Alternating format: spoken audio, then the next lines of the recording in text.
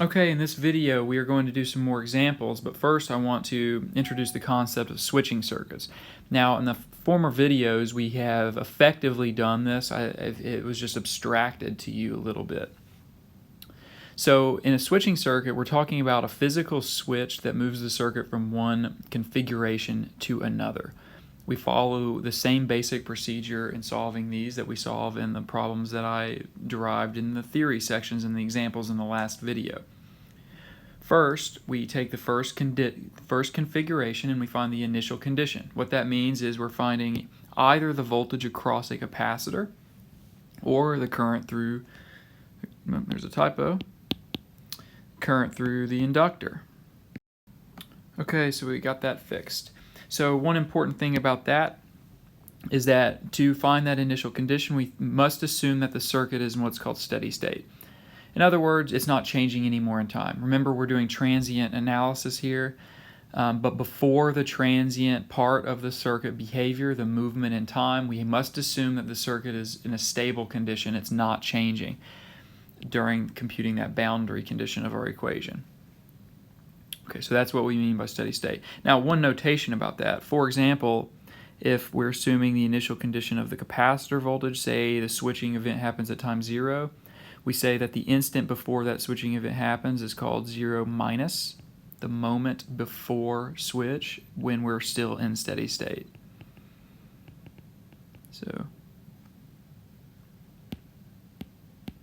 So the instant before switching occurs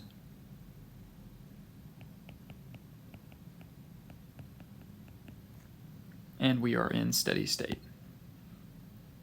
Next, we're going to find the final condition. So the switching event happens, the circuit transitions from the initial state to some final state. During that process, that's called transient analysis, or transient response rather, and it's going to converge to some final state, which is going to be the voltage across the capacitor or the current through the inductor. Again, we must assume that eventually it will stabilize and go back to steady state in order for this to work. Now, the notation here is that, for example, if we're considering again the capacitor voltage, we're going to assume that time has gone on long enough, we'll say infinity, such that steady state applies. So in both of these cases, Vc at time 0 will denote as V sub 0, and Vc at time infinity will denote as capital V sub f. Next, we're going to find the time constant associated with the RC or RL circuit. That's just the capacitance times the equivalent resistance for an RC circuit, or the inductance divided by the equivalent resistance seen by the inductor for an RL circuit. And finally, apply the boundary conditions and the exponential rate of change time constant to compute the capacitor voltage equation or the inductor current equation. And they always follow the form initial condition minus final condition times e to the minus t over tau plus final condition, regardless of the parameter that, or the element that you're working with. Okay, let's do an example.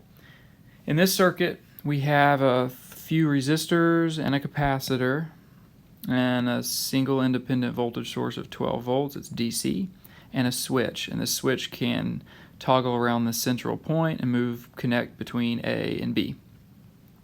So in other words, it's either connecting up to this 40k ohm resistor or this 20k ohm resistor. We're going to assume the switch has been in position A for a long time. In other words, the steady state assumption is going to imply that capacitor voltage shouldn't be changing.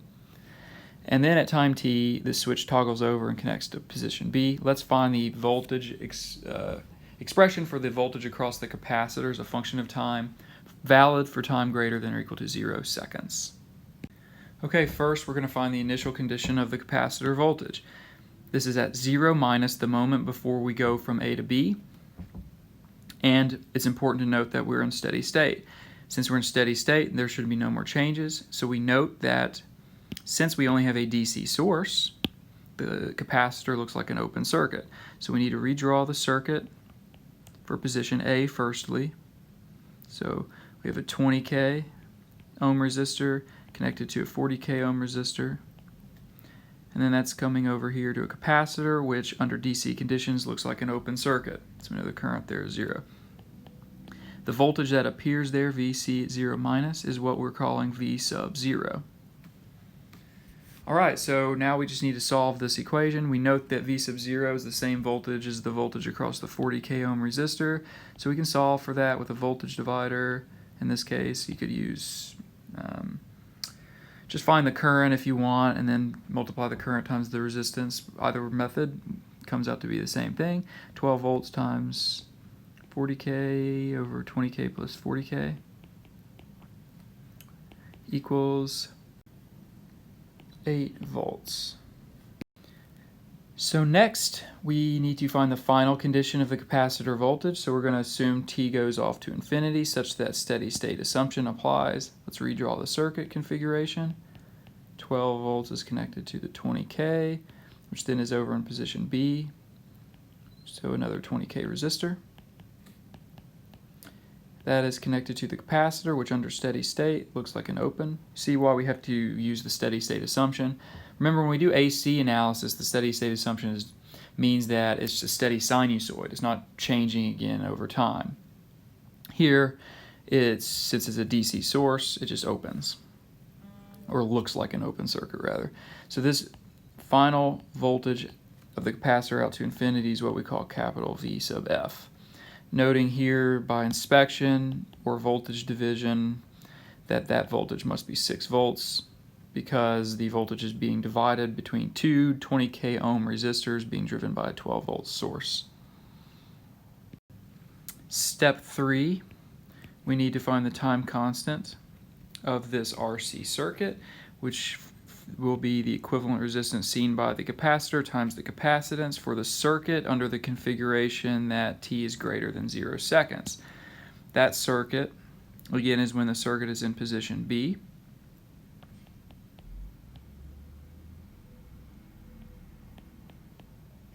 Which looks like this. So what we need to do is find the equivalent resistance seen by the capacitor.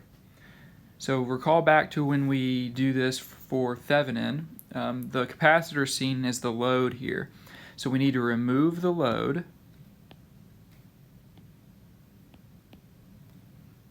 and in order to find equivalent resistance, we turn off all independent sources or set them to 0. That means the voltage source looks like a short circuit element.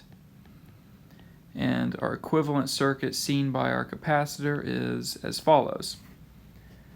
And we can see right away that the equivalent resistance is merely 20k in parallel with 20k, in other words 10 kilo ohms. Based on this, our time constant is 10 kilo ohms times 2 millifarads, or 20 seconds. And finally, step 4, we apply the expression for the rate of change of the capacitor voltage to find that output voltage. We know that that is equal to A e to the minus t over tau plus the final voltage. We might remember what A is. If we don't, that's okay. Again, I gave it to you in the initial slide here. The way you'd figure out what A is, the coefficient in front of the exponential, is by applying, well, the initial condition, which is what we called V naught, is subbing in the value of time equals 0 into the expression. We get A e to the 0 plus Vf. E to the 0 resolves to 1. So therefore A must equal V naught minus Vf. So the full expression for Vf as a function of time must equal V naught minus Vf times e to the minus t over tau plus Vf. And applying the values that we solved for, we get 8 minus 6 e to the minus t over 20 plus 6, which equals 2 e to the minus t over 20 plus 6 volts. Let's just do a quick sanity check. If we sub in the value of t equals 0, This goes to 1, and we have 2 plus 6, so our initial condition of 8 is true. If we sub in a value of infinity here, this part of the expression goes to 0, and we're left over with 6. And that brings me to one final point that I want to make in this video, in that I want to compare this to the way the book describes this method. They actually separate this general response into two specific forms. Those forms are called the natural response. In other words, the response that you would get if there was no sources in the problem, source-free, and forced response, which is the response you would get with purely a forcing function, like a voltage source. So I want to connect back to the dots in the way the book does this. And to do that, we'll just multiply these terms out. So we get V naught e to the minus t over tau minus Vf e to the minus t over tau plus Vf. Now, noting that we can combine pull out the common Vf term in that part of the expression, get V out e to the minus t over tau plus Vf times 1 minus e to the minus t over tau. This first part of the expression is what we call the natural response. If we look at the function of that by itself, it would start out at some initial condition V0 and it would decay to 0. So in other words, it's initially charged and then decays out. So it's the natural decay function of the capacitor or inductor, RC or RL circuit. Vf times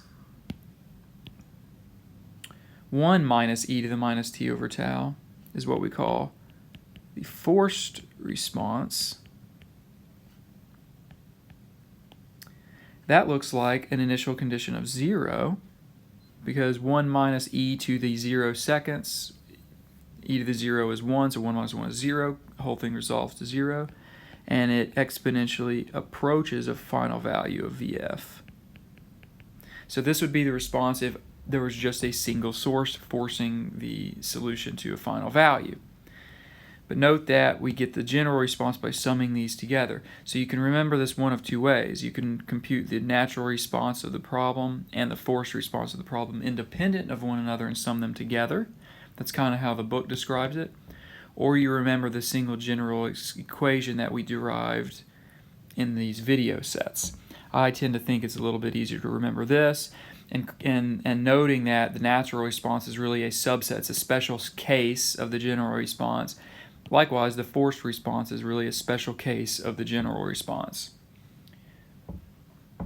In other words, the natural response is just an initial condition that is non-zero with a final condition that's 0. Likewise, a forced response is a forced final condition that's non-zero with an initial value of 0.